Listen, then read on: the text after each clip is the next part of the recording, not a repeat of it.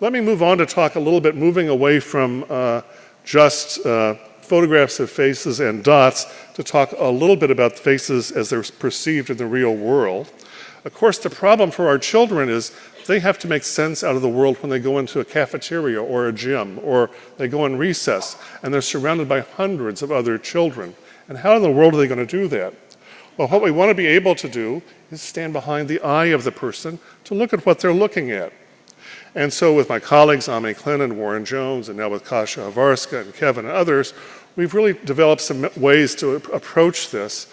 We use a special kind of an eye tracking apparatus. It's an infrared thing. It's totally invisible to the child. We show children little clips from movies, and we can actually track where the child is looking at the social scenes or the non-social scenes to see how children make sense out of the world. Our first one of these was little clips from a wonderful American movie. I'm sure this would never happen in Italian academic circles, but it's taken place at a college in America between two faculty members and their wives. They're having a dinner party. It's called Who's Afraid of Virginia Woolf? And we take little clips from this movie and show it to people with autism as well as typical folks and see what they're looking at in the movie. And again, this is literally our first paper. This was a man with autism, who you're going to see in the green line, and a typical viewer. The man with autism has actually 2 advanced degrees, and he lives by himself, but he's a very classical man with autism. He eats one food all the time, sardines, never varies. Sardines for breakfast, lunch, and dinner. He's very rigid about his routine, a lovely man, and he was fortunate to cooperate with us. And here's what happens. This is about 5 seconds of the movie condensed onto one black and white frame, so you can see it. The typical viewer goes back and forth between the eyes. Somewhat to our surprise, the man with autism goes back and forth between the mouth. Things happen when you start to focus on the mouth. Here's a scene in the movie where something scary has happened. There's been something happen. And there's shock. And the typical viewer goes straight to the young man's eyes. Person with autism goes straight to the mouth. Now the trouble, about 90% of the social affective information is in the top half of the face. If you're staring at the mouth all the time for whatever reasons, that means it's like you have a filter and you've blocked out about 90% of what's going on. Other things start to happen. This is a scene in the movie where the young lady is embarrassing her husband. She's had too much to drink. As she starts to slur her speech, she's had too much to drink, and he's embarrassed. And what you see in this clip, and if you watch the movie tonight, run it on Netflix, you will see that what happens is the young man's talking, both viewers are looking at him, the typical person at the eyes, the person with autism at the mouth, then she starts to talk.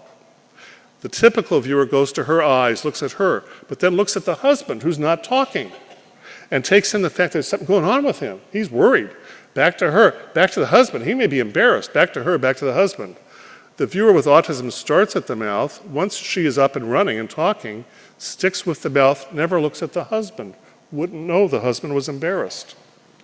This happens even in a scene like this where Liz Taylor is just waiting, plotting her next move against her husband. Person with autism is looking at the mouth. The typical person is at the eyes. And this is my favorite of all for those of you who remember studying Freud in psychology class. The first proof of the Oedipal triangle. In this scene, Liz Taylor is seducing the young man. And she's talking about what they can do together, and she's doing this very seductive thing.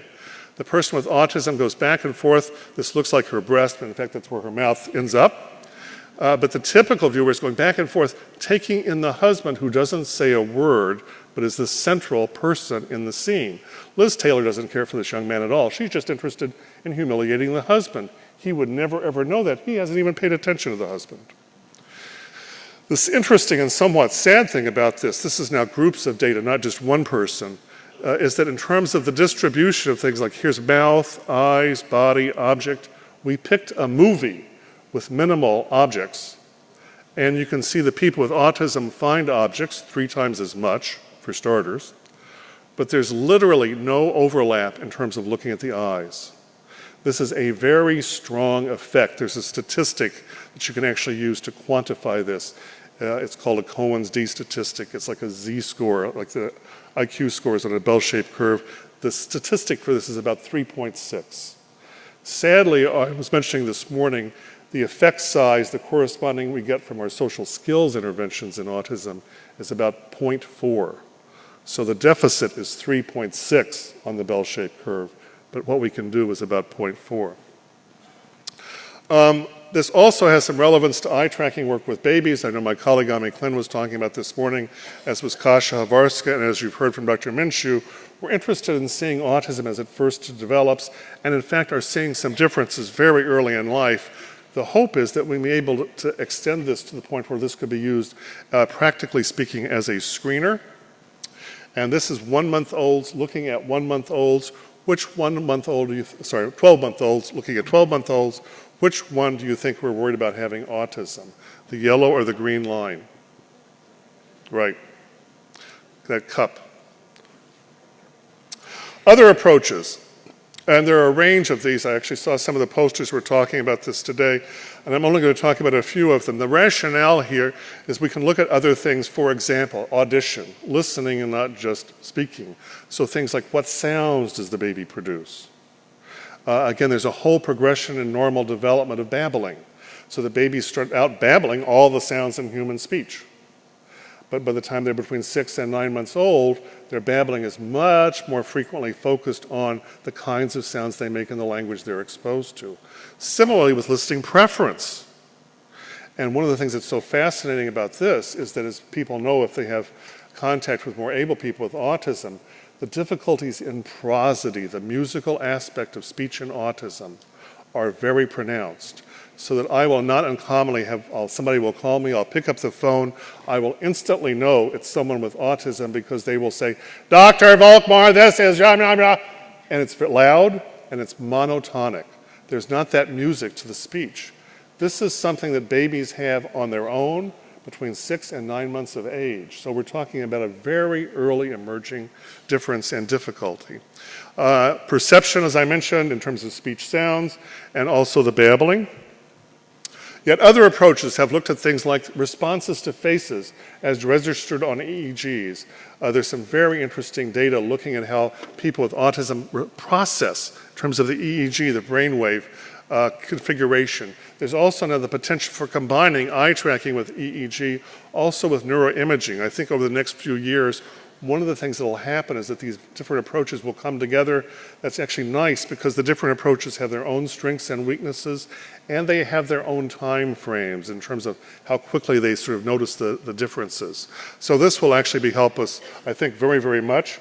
It also may help us as we start to think not only about babies, but the more impaired adults who are so often, unfortunately, relatively unstudied in research.